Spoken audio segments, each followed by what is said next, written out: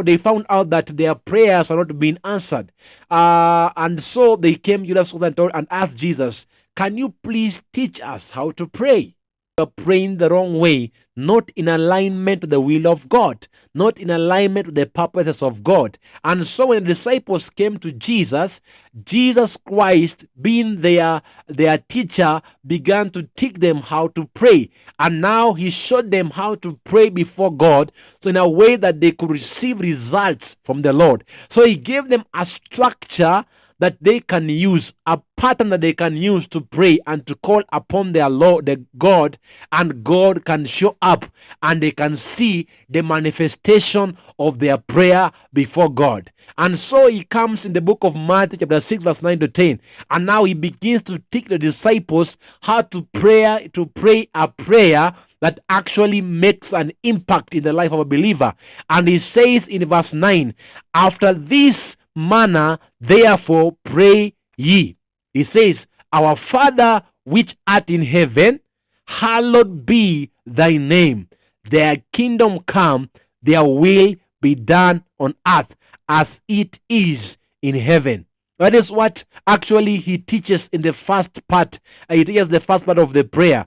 And in this prayer, this is a very powerful prayer because this prayer was not suggested by men. It is a prayer that Christ himself, being the only begotten Son of the Father, suggests this prayer before the disciples. And because of this makes this prayer the most powerful prayer. It is a very, very powerful prayer.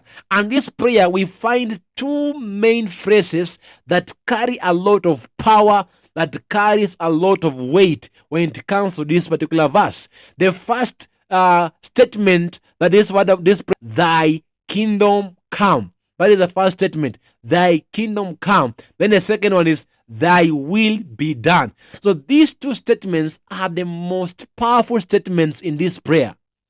They are the most powerful statement in this prayer. And these two statements also make this prayer the most powerful prayer that you can ever pray as a believer.